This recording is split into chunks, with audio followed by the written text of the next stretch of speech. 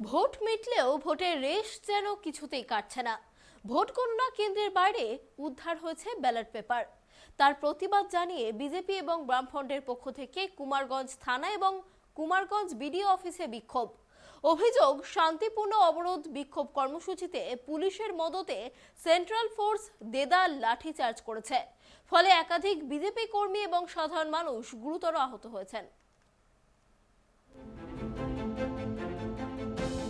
Vote গণনা কেন্দ্রের সামনে থেকে উদ্ধার হচ্ছে ব্যালট পেপার।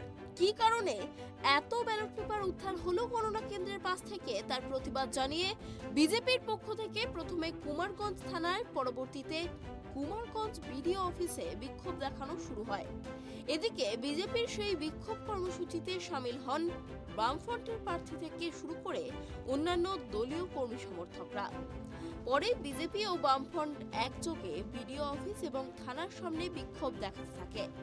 এলাকায় উত্তেজনা থাকায় পুলিশের পাশাপাশি বিডিও অফিস এবং থানা চত্বরে থানার সামনে ঠায় দাঁড়িয়েছিলেন বামফ্রন্ট এবং বিজেপির কর্মী সমর্থকরা।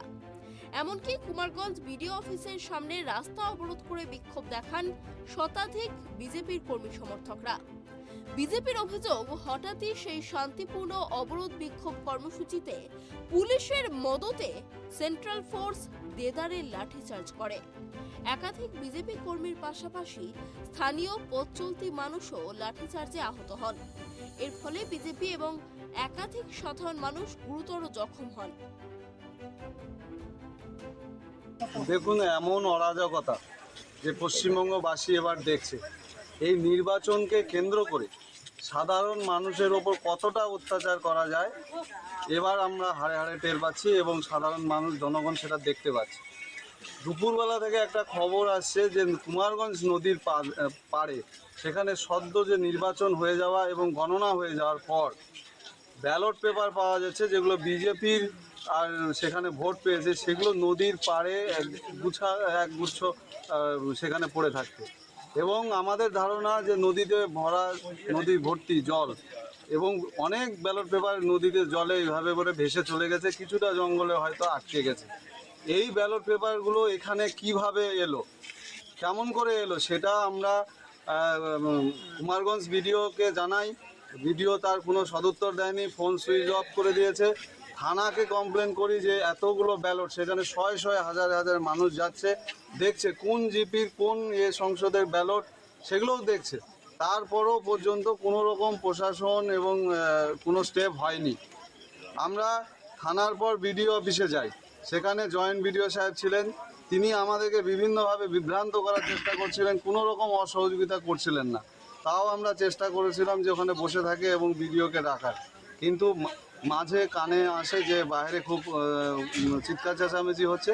সেখানে কিছু লোক যারা ভিতরে আসতে পারেনি, তাদের ওপর নির্মমভাবে পুলিশ, র্যাব এবং তারা বিএসএফকেও ডেকে নিয়ে আসে, লাঠিচার্জ করে এবং নির্মমভাবে এতে 5-6 জন গুরুতর আহত হয়, মোটরসাইকেল ভাঙচুর হয়, বিভিন্ন ক্ষয়ক্ষতি হয়েছে। তার মধ্যে একজনের পা ভেঙে গেছে, একজন হাত ভেঙে গেছে। বয়স্ক লোক, একজন মহিলা সেই পাশ দিয়ে যাচ্ছিলেন, তিনি লয়ার ছিলেন, তাকেও ধরে মারধর, এরকম চরমভাবে অত্যাচার আমাদের উপর হয়েছে। ডিএম সাহেবকে বলার পরও কোনো রকম পদক্ষেপ হয়নি।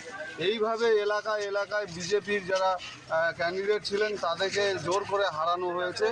এর জন্য আমরা প্রতিবাদ করছিলাম, কিন্তু কোনো রকম পদক্ষেপ এখনও বিডিও সাহেবের পক্ষ থেকে, থানার পক্ষ থেকে হয়নি, বরঞ্চ আমাদের কর্মীদের বিভিন্নভাবে অত্যাচার করা হচ্ছে এখনও। আহতদের চিকিৎসার জন্য স্থানীয় কুমারগঞ্জ গ্রামীণ হাসপাতালে নিয়ে আসা হয়েছে। ঘটনাস্থলে রয়েছে বিজেপির জেলা সভাপতি স্বরূপ চৌধুরী সহ অন্যান্য জেলা বিজেপি নেতৃত্বরা। গুরুতর আহতদের কুমারগঞ্জ থেকে বালুরঘাট জেলা হাসপাতালে রেফার করা হয়েছে। উত্তপ্ত পরিস্থিতি তৈরি হয়েছে কুমারগঞ্জে। দক্ষিণ দিনাজপুর থেকে সন্তু দাসের রিপোর্ট, ট্রাইব টিভি।